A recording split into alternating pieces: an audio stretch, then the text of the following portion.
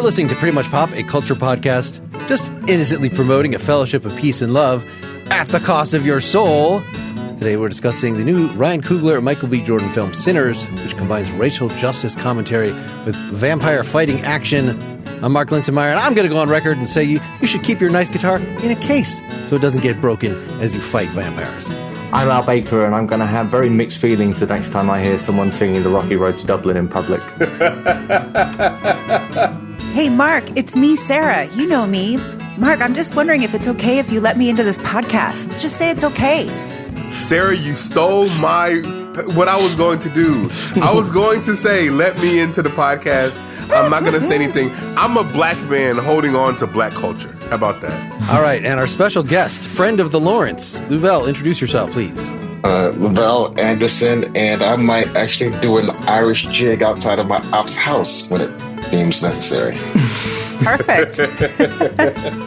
Luvell. So, Lawrence, you're referring to Luvell as your partner in crime. You're both philosophers. What is the relationship? What have you done together? Oh, man. We've gotten drunk together. We got high together. No, that's not true. Luvell and I are just really good friends. We met some years ago at an aesthetics conference. We just happened to be presenting on the same panel, and we just kind of hit it off. I liked his style. Like, he's very similar to me in that he goes to like philosophy conferences and wears hoodies. He just kind of is himself. And so we hit it off very well. We continued to kind of talk shit on text and email and whatnot over the years. And anything that's happened to do with aesthetics that I'm kind of interested in, I kind of send him a text or something like that. We'll kind of go back and forth about it. And I brought him to Oklahoma State University to do a talk a few months ago, which he did beautifully. Like we're homies. We're partners. And there's not many black philosophers doing what we do.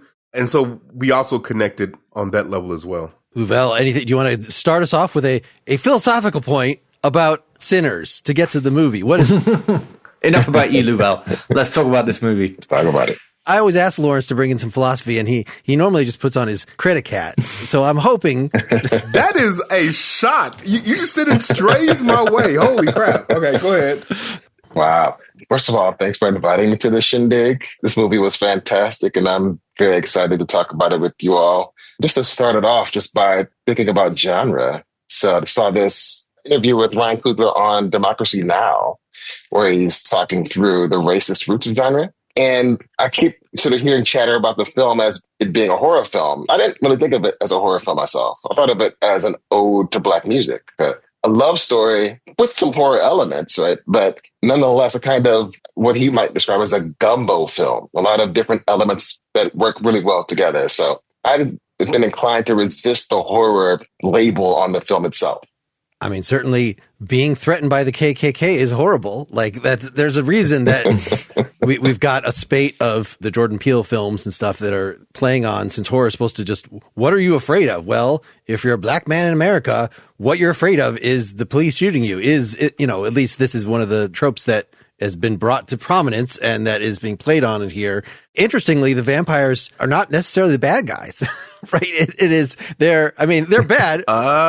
You're going too far. They're bad. Obviously, they're bad in an overt way. Obviously, they're fighting with and this is going to spoil immediately. I don't care. Let's everyone say what they thought about the film, and then we can get into the spoilers. Because I would like people to listen before we get into spoilers. So all right, let's do that. That's fine. That's fine. Well, tell us then, Lawrence. What did you think of it? You saw it early. You saw it often.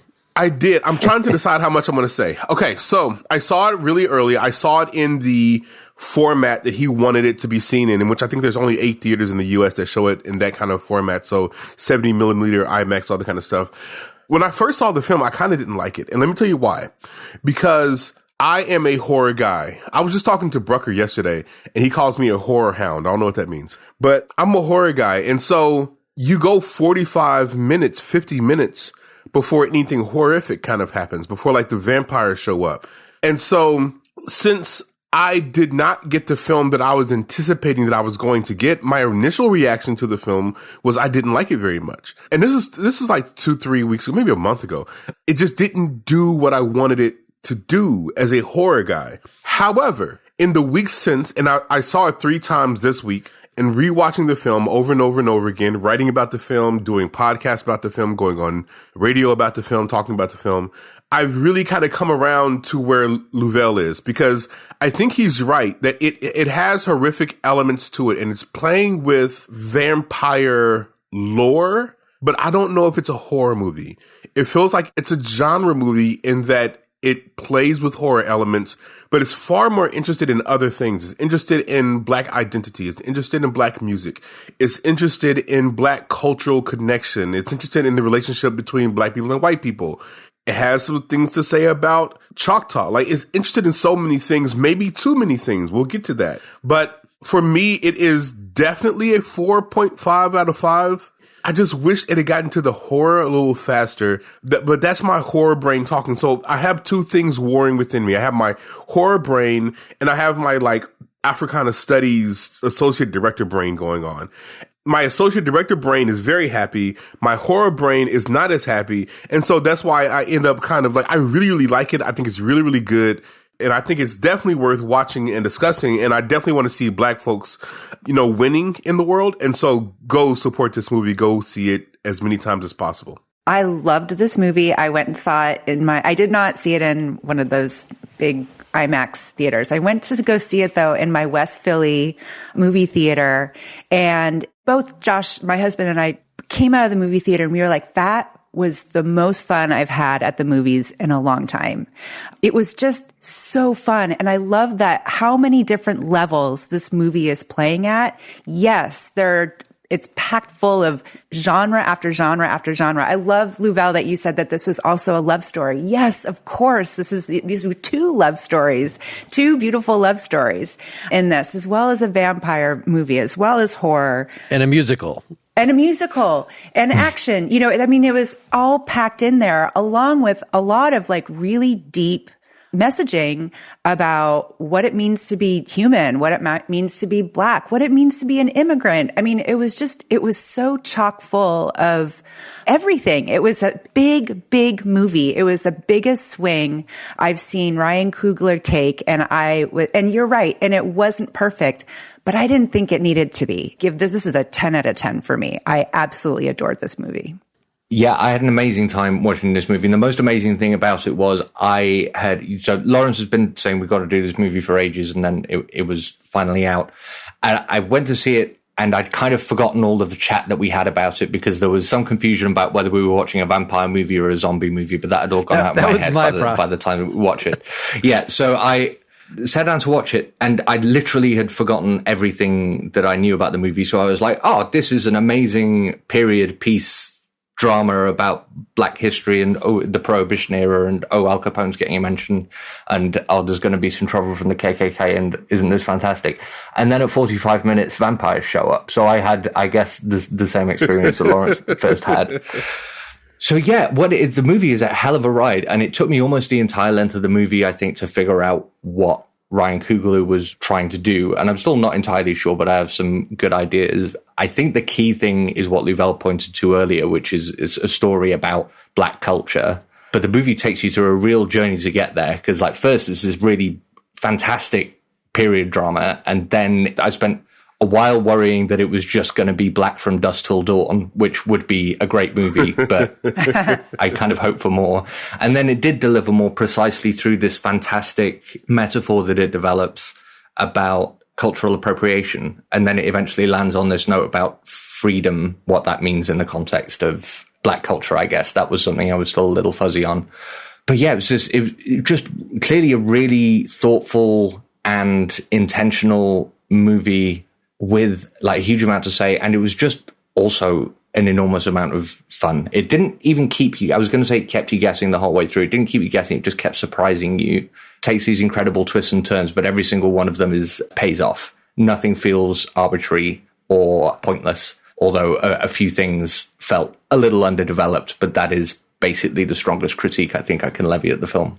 Okay, now you can do your spoilering. So now we're going to get into spoiler territory, guys. Now you can do your thing, Mark. Just that thematically, okay, obviously the vampires are bad, but they also sort of present this is a way out for Black people in this time who are not going to have freedom in any other way. The only way that you can have freedom is to have immortality, to have power, to have this status that's completely outside the rigged system that you are in. So it's like they are actually presenting this as something that apparently from the mid-credit scene turns out okay for a couple of people that choose, they don't choose, but end up as vampires. Like that this was better perhaps than, and they also tip off one of the remaining characters to, oh yeah, this whole thing is a setup by the KKK. They're coming tomorrow. So like this would have just ended differently. And instead we get this Tarantino-esque revenge fantasy of him blowing the shit out of the KKK at the end of the movie, which we wouldn't, was very satisfying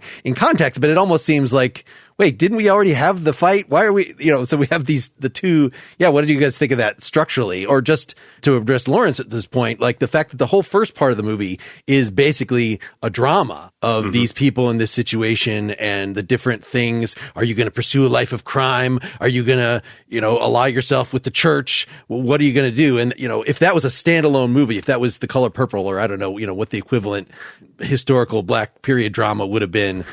Yeah. Would that have been satisfying in itself? And then what do we think about the add-ons? I was trying to think about the different groups represented in the film, and I came up with three main draws. So I think the film focused around Black freedom, right? That seemed to me the central theme. And then there are three groups sucking away at that freedom, or trying to get at that freedom: the vampires, the Klan, and the Black church. All three of them represent ways of undermining that freedom, and you see that throughout the film. So the vampires, for me, I think represent a kind of allure to freedom, right? So yeah, maybe you might think that immortality is a kind of escape from the drudgery of the white world.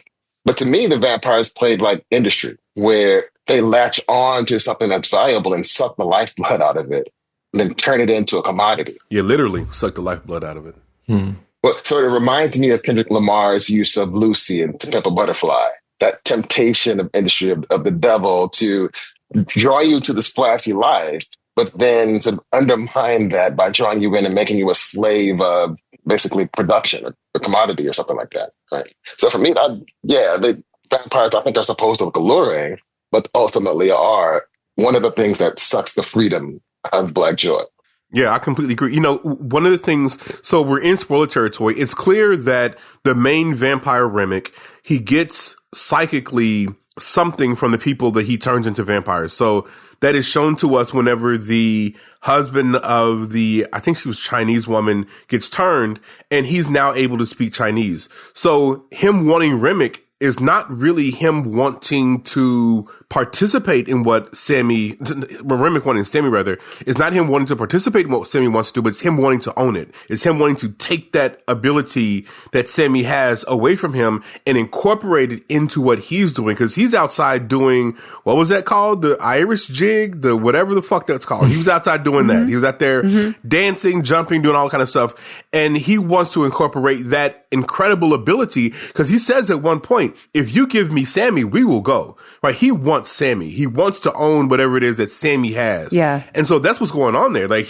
I think Luvell is absolutely right. He's trying to take whatever it is that is special about Sammy, which is of course with his Black music, this ability to connect to other cultures and to other times through, the lens of Black music. He wants to take that and own that. And I think that's a wonderful read on the film.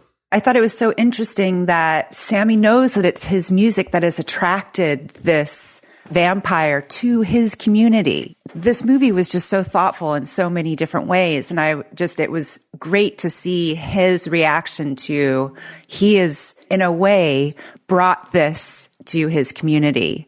But I liked the beginning. I know that the first 40 or 45 minutes was before we got to see the vampire, but I thought what Coogler did that was so brilliant was he really established, like all of that table setting, he really established an audience relationship with every single one of those characters. So we cared about every single one of them before they ended up turning, before they ended up, at the juke joint, and so that in and of itself meant that we cared about the twins, like even that cool scene where they're passing the cigarette back and forth and my brain is going, that's Michael B. Jordan. And, oh, there's Michael B. Jordan. And, and then I just forgot about it. And then I was like, oh no, they're just twins. That's Smoke and Stack, let's move on. And so I thought that first bit of the movie, that first third really was for the audience to care about every single one of those characters. And I thought he did a really good job of that. The time that took in the first 45 minutes was spent establishing that thick, multi-layered community, which was incredibly rich and felt like it was really alive. And that was super important because that it turns out to be the thing that's under threat, not any particular person, but the entire community as a, self-sustaining thing. Do we think the choice of twins was necessary or helpful? I mean, obviously Michael B. Jordan is great, and so having him in two roles, but I think it would have been just as effective and probably would have allowed more actual, dramatic relationship between these characters if it was him and somebody else who was supposed to be his brother, who is an equally strong actor. It just seems like a lot of cinematic trickery to have to go through just because you want this one guy to play both roles. I completely disagree with you. I think that the duality of those people and the fight that ensues, it is all purposeful. It is not him just doing cinematic trickery, as we kind of talked about on the Adolescence episode, and how, is that cinematic trickery? No, I think this was needed. I think it was needed to have the duality of those two individuals. You get a more fleshed out kind of backstory of them. You get Stack, who is very of the world and happy and, supportive of Sammy, all that kind of stuff. Swagger. Yeah. Exactly. And you got Smoke, who is very serious and is kind of beaten down by life in many ways and very violent. And he lashes out in violent ways. I think that was an absolute, and there's a whole bunch of other dualities going on in the film as well. So I just think that it worked. I loved it. I thought it was a wonderful choice. Yeah, I agree. I thought he set up that duality with the twins, and then it just sort of, you see it play out in, the relationship between religion and the devil, or, what it means to be a human being versus a sinner, which is all the same thing. I loved the way that he set that up as well. And in the way towards the end, the different ways that they find freedom or find the kind of freedom that they want to run with, which I think, Mark, is the reason why it is important to get the KKK shootout at the end as well, because that's him. I'm sorry, I forget which is which, but that's one of the twins that's making Smoke. their stand. That's Smoke. That's Smoke making their stand and claiming their freedom in that moment, as opposed to Stack, who chooses to buy into the system that vampirism is representing. Smoke has so much anger. He needed that release at the end because, if you think about it, when they split up originally and they go and Smoke goes into town, he randomly shoots people. He just does that to let them know, you don't F with us. You need to let people know. He's a very violent man. Whenever he's with Sammy and he's trying to convince Sammy to no longer play the guitar and do blues, he pulls a gun on him. He's a very angry, violent man. And so he needed that shootout at the end to kind of release those demons and to kind of get that off, right? And even though at the very end he sees his unborn child there and his love there, he still does his last violent act, to kind of finish off that last little bit of anger that he has, and then he kind of goes off into a peaceful kind of way. Stack, I never read as a guy who was very angry. He did violence, sure, but that was not who he was. He was not a violent person to be a violent person. Smoke was. And so I thought that the duality of that worked perfectly. I thought it was absolutely needed for the story that Coogler was trying to tell.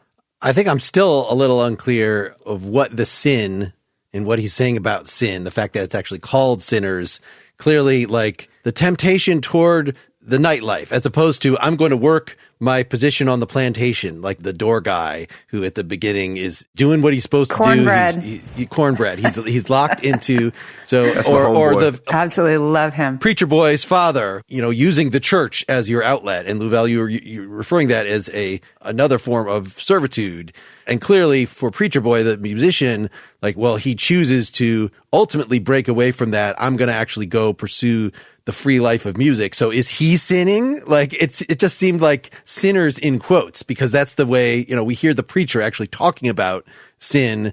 And I guess Smoke in pulling the gun on him and telling him, yeah, go play your guitar at church. Don't do this in this kind of environment. You are transgressing in some way. And I guess that's what gets you in trouble. That's why the KKK targets you, not because you are working peacefully on the farm and going to church, though the KKK could have shot up a church. There's nothing particular, but at least the way that is set, once you step outside the lines, you're quote unquote sinning, and there's risk. You might summon a demon with your guitar. Could the demon have been summoned to the church because he was playing such a good guitar in church? No, it seems like he has to be playing around drunk people. But I think the title's ambiguous. It's supposed to get you to think that Sammy is the sort of quintessential sinner, the one who's sort of stepping outside of the bounds and therefore incurring the wrath of God or whatever.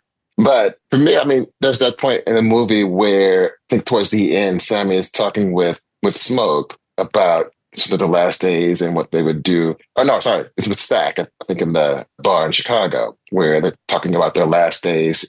He's talking about his last days seeing the sun, spending with his brother, feeling like truly free right in that moment. And for me, it's like one of the things I think is brilliant about the film's messaging and also the reaction to Coogler's actions afterwards as well is it's a demonstration of that point about where true freedom and Black art and joy and expression lie. It's stepping outside of the ties of industry, stepping outside of the sort of culturally conservative bounds, and stepping into a true free space and doing a true free thing. That's when you get the eyes of the devil on you. And the devil, again, is going to be like industry or those conservative institutions or those are sort of straightforward white supremacist ones, right?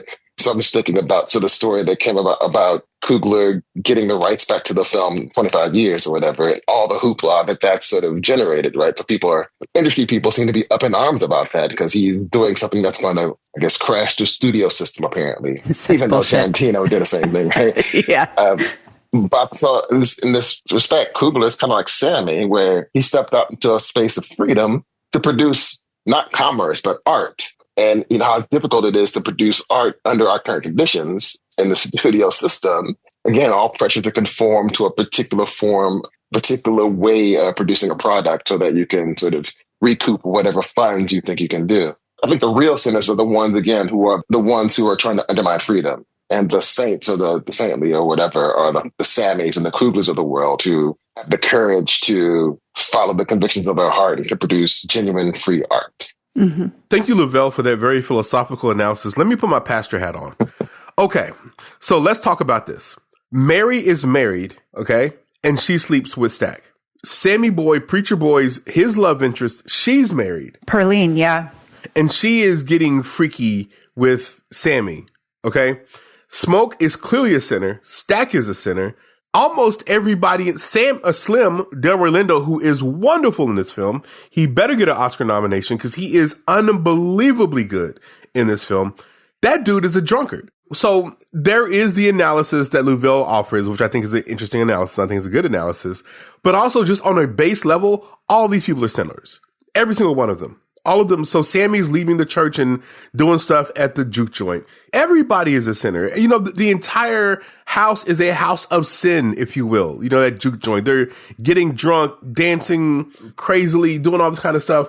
And so I think another commentary on it is that we're all sinners. There is no person who is unclean. You know, the vampires are clearly their sinners as well. Everybody's dirty. So I think that's kind of like there is that artistic, philosophical analysis, but also on just a base level, everybody's a sinner in the film. And so I think that to say that the film is called Sinners, it's like to say it's a story about human beings, because that's what it is. Mm-hmm. I have a third marginally different interpretation of the title, just after hearing both of you guys talk.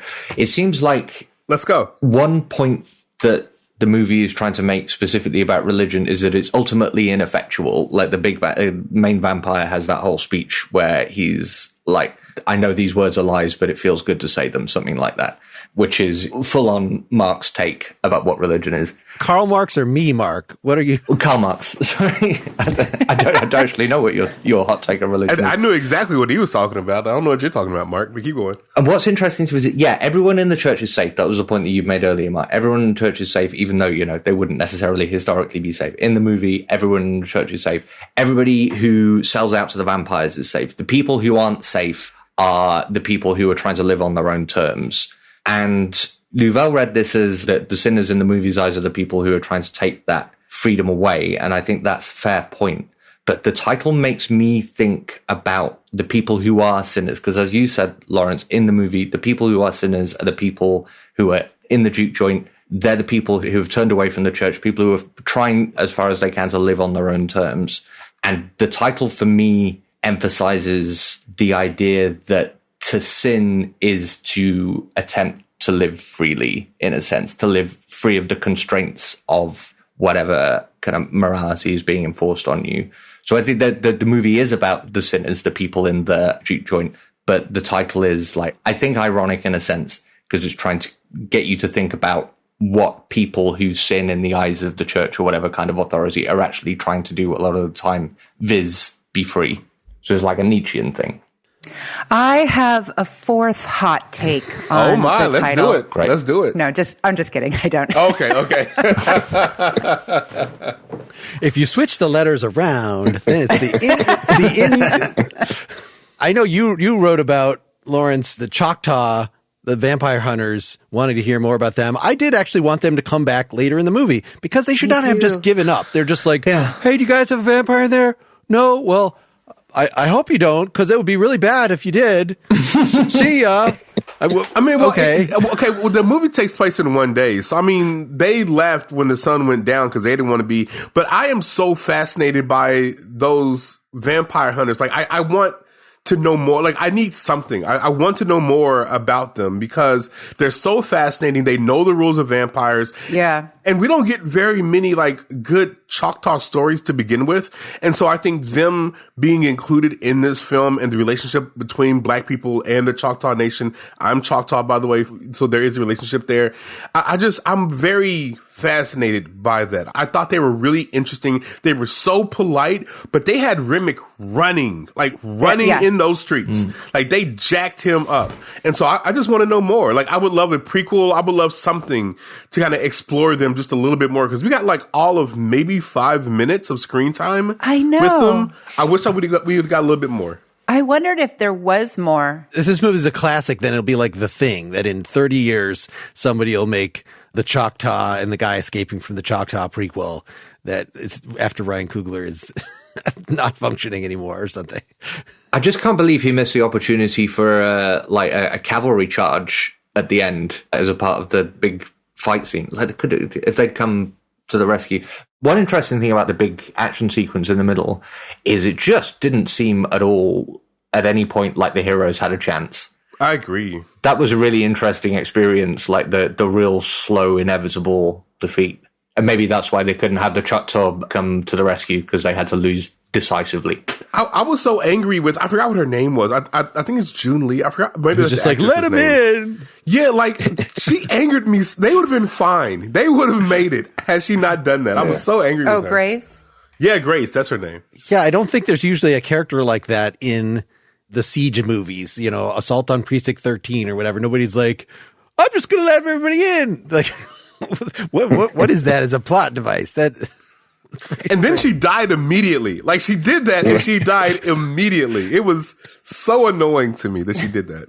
The way that they revealed vampire lore, like, of course, we know vampires because we see a lot of vampire TV. People in 1932, like, it has to be the one medicine woman. And first she's like, I think it's a hate. And I'm like, this is going to be interesting. What's a hate? And then she's like, no, actually, it's not a hate. It's vampires. You all know what vampires are. As soon as the guy asks, Cornbread asks to be let in, like, now we understand vampires need to be given permission. Like, really? They had that level. They'd seen those vampire movies. What? I mean, when was Bram Stoker released? Like, they might have read it. You never know. She seemed more tapped into. She was definitely tapped in. That kind of folklore. I love that character so much. But yeah, when Cornbread was trying to talk his way in. Dude, Cornbread. I love me some Cornbread. I love that dude. This movie was so funny, too. I was cracking up. I was cracking up during that scene. Even when Grace's husband came back and he was like, come on. He was like trying to talk scam his way in. Whereas I think that was when Cornbread was like... He was, I think, devouring somebody else outside at the same time. He's like, nah, don't worry about it. It's all fine. But yeah, this movie on just so many levels, it had me laughing out loud. Are we going to talk about that scene, the big music scene? We should probably do so.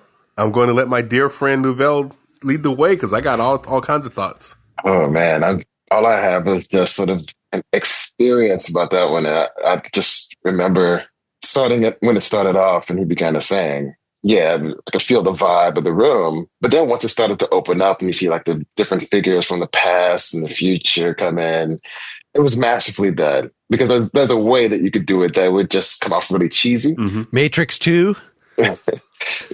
Exactly. Are you serious? Don't do this right now. I'm Mark. saying I'm really surprised that I really like this scene and that it was done so well, because almost every time in a show or movie where they all stop and dance around because just to show like their rich humanity. I like Matrix 2. Okay. Don't do this. It's on the Don't record do this then. today. Let Please. us not start fighting in front of guests. Let us, please, Luvell, continue with what you were saying before Mark says some other dumb shit that's going to start a fight. Go ahead, Luvell. So maybe to put this on safer ground, then another example, I thought of the newer adaptation of The Great Gatsby, where there's the speakeasy scene of dancing. Good point. Yes, I agree. But that was super cheesy to me. Like the influx of contemporary hip hop. Yeah, it in was the 1920s. It was terrible.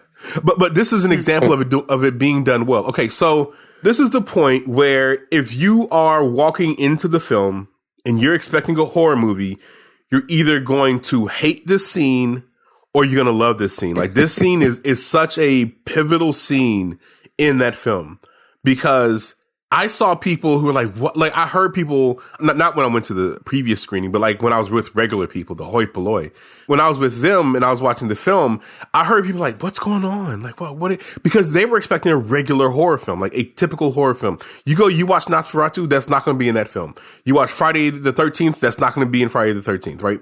Because that is not a scene that's going to be this is so elevated, but it's such an important point because that scene connects Black culture from Africa to what was contemporary to them to the future.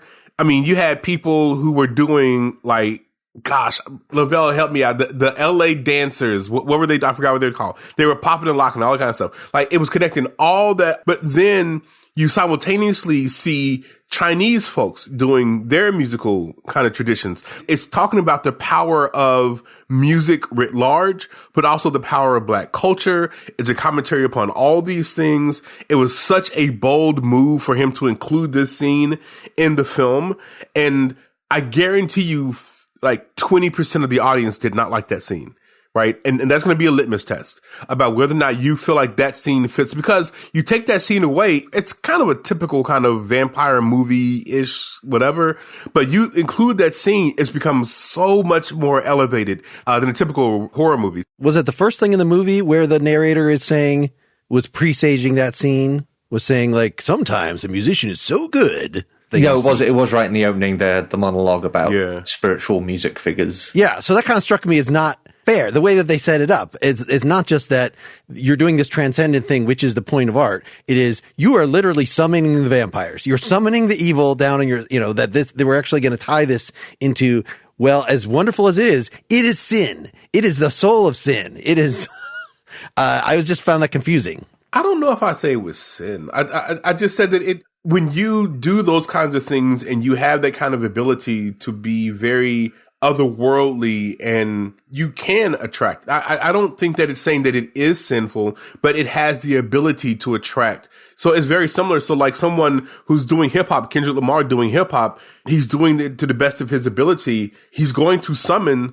people from the industry who are vultures, but it doesn't mean that it's sinful for him to do that. I like that Parasite interpretation of it, but the way that it is actually presented by a narrator is he is summoning this, not just that.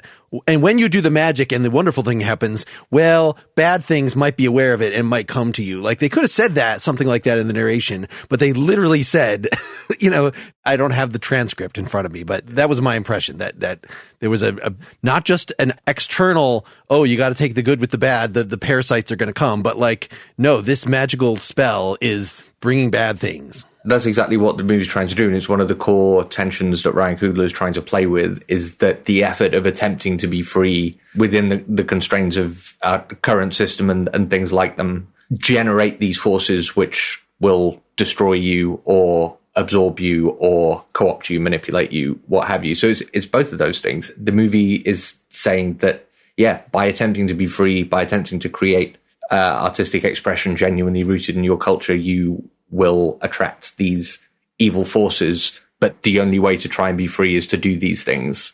I don't think the movie goes so far as to say, well, you deserve it for trying to be free. But the whole thing is about reckoning with the idea of freedom in an oppressive system.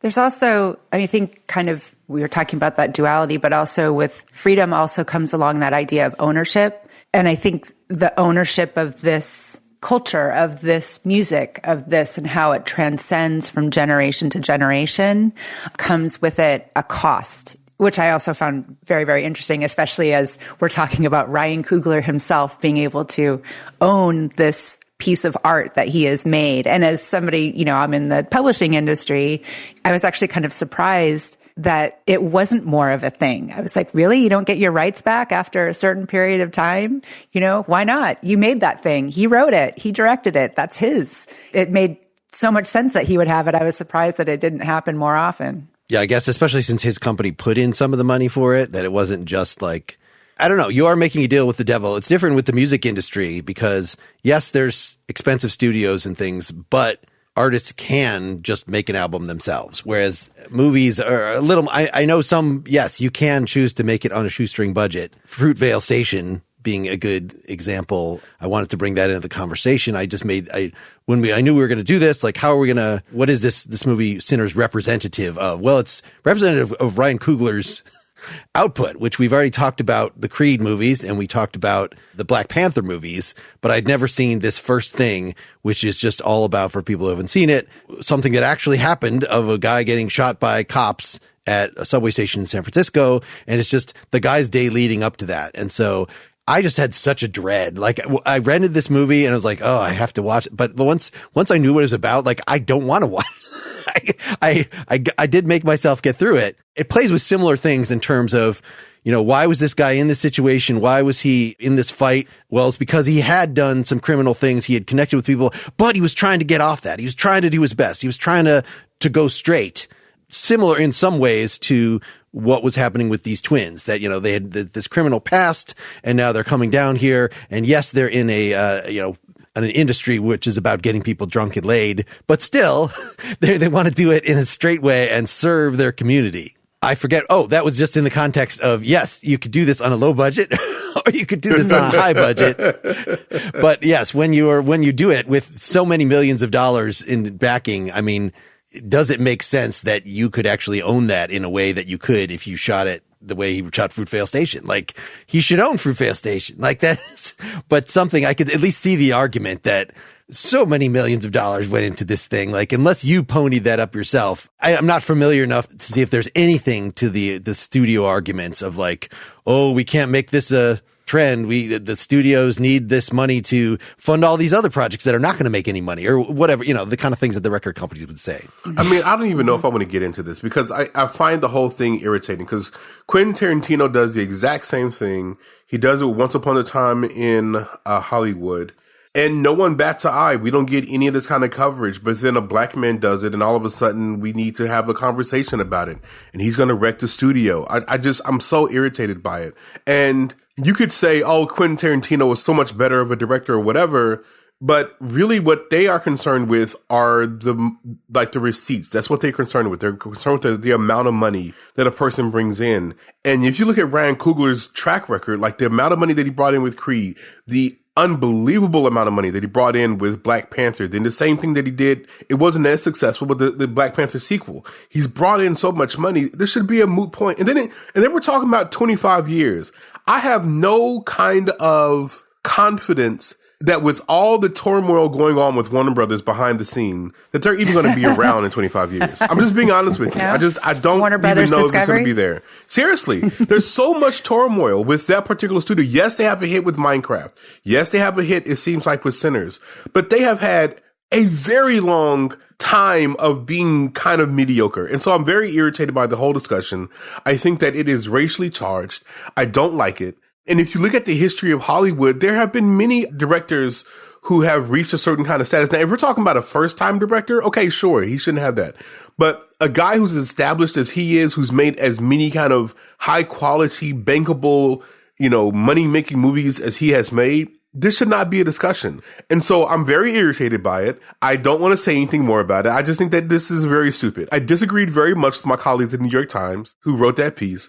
I disagreed even more with the person that I know who's at Variety who wrote that piece. And really, it's more of the headline than the piece, but still, I got very irritated by it. So I don't think this is something that should be discussed, and I think it's racially charged, and let the man have the movie after Warner Brothers goes under, because I don't think that'll be around for 25 years. It's particularly the way that they're run. I don't see it. It's just pocket watching an obnoxious scale. Yeah. So why you're watching Coogler's pocket, but no one else's. It is, and it just seems like he's a creator. He is the one who's making shit. And not that Warner Brothers Discovery doesn't have a hand in that, but he is the creator. He has created something absolutely new, and it's wildly successful, and it's good. This isn't a piece of IP. He is creating something absolutely out of thin air. And I don't understand why it would even be a question, of course he should own this after a certain period of time. Yeah. Obviously, studios are just lunatics, aren't they? Because the only reason that you would want to hold on to any movie, like the Minecraft movie, you're going to hold on to, if the rights to that reverted after 25 years, like how much revenue do you think the Minecraft movie is going to be bringing in 2055, right? No one is going to lose out by if the studios lose rights to their movies after the movies they put out after 25 years, except for the 1 in 10,000 that accidentally becomes a Star Wars. And that's what it's all about at the end of the day, is that no one wants to be like 20 years down the line in their career and be the guy who let the next Star Wars go and lose like however many millions of pounds. But it's stupid. Like, obviously it should be a perfectly reasonable thing to do. Do we think on the other way that like Mike White does not own the White Lotus? He will never get to control, even though he was the auteur and responsible for every little thing. The fact that he didn't like hire those actors and give them the money to secure the locations and all that stuff, that just means HBO gets it forever. So is that fair? Is that okay? Is it different with TV?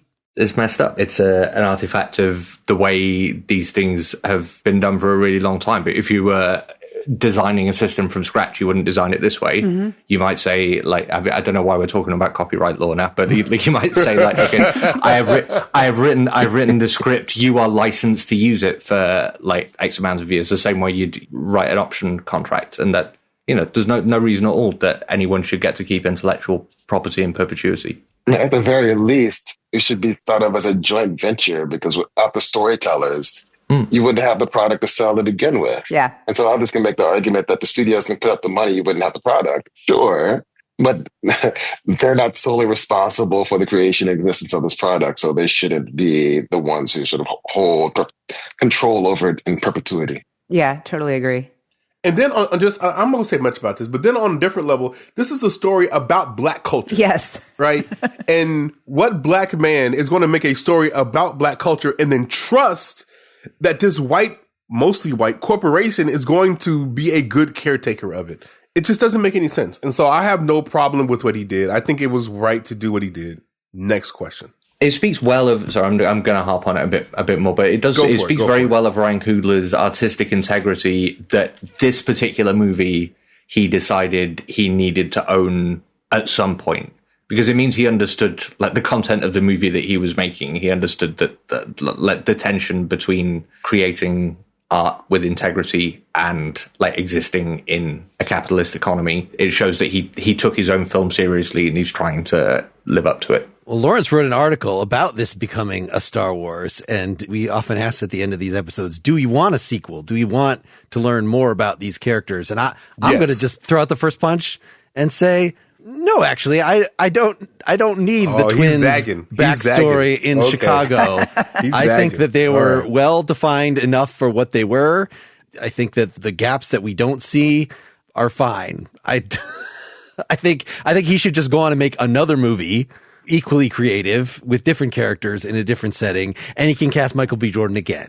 He doesn't have to have I completely disagree. More about these guys. I'll have a spin-off series about vampire hunting Native Americans. I would love that. I would definitely love that.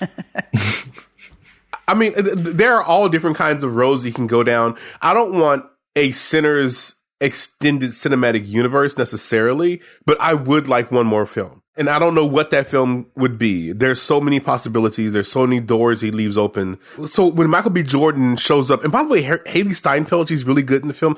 Really good acting all around. I mean, we haven't really talked about the actors, but the actors are really good all around. But when he shows up at the end, and he looks like he just walked straight off of, you know, a Teddy Riley video shoot or whatever. And he has like the stack, you know, like I would love a movie that explores that relationship as them being vampires, you know, and as I wrote, do they turn into good vampires and they only kill bad people, or are they out here still blood-sucking innocents? Like, I would like a little bit of a story about that. So I would like something, but I don't know if I want many movies, because I do want them to move on and do other stuff, but I would like one more something. We want to see more of them in the 90s. Do you want to see them now, or do we want a prequel? I don't know. Could have a whole series of movies, and each installment a different generation of black folks sells out, and we got to see that story. Oh, Al. But that's the implication of their appearance in the last day, and that was what I took to. That was. But Sammy didn't sell out. What That's was supposed to be communicated by the. Those characters go on the White Lotus for the next season. You wanted a black family, vampires. The White Lotus is in the sun way too much. That wouldn't work. That wouldn't work. Okay. I mean, they've had a lot of time. They could figure that out. They could, you get some kind of sun cream. Yeah. Yeah.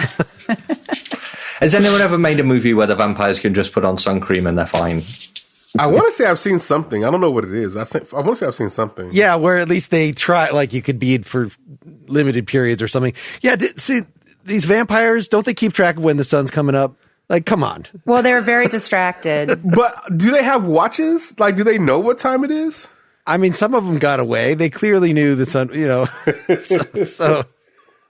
Man, it's a horror movie. I just go with horror movie logic. I'm fine with it. Nosferatu also, he was very distracted. So and he ended up. Now he was getting some cookie, but he was so obsessed with it that the sun crept up on him. So sometimes you're distracted. It happens. It does, especially if it's good. Okay, I should probably stop. You just want to hear them remind each other, like the trolls in The Hobbit, like, hey, guys, you know the sun's going to come up at some point. We're going to turn to stone unless we go back in the cave. Like, it doesn't come up. It just surprises you. I liked the way that he played with all of those tropes, like all of those familiar vampire tropes, except religion. So I noticed that Perline, she was wearing a cross necklace, and it didn't have any effect, and I wondered, I mean, I think, Luvell, you were saying that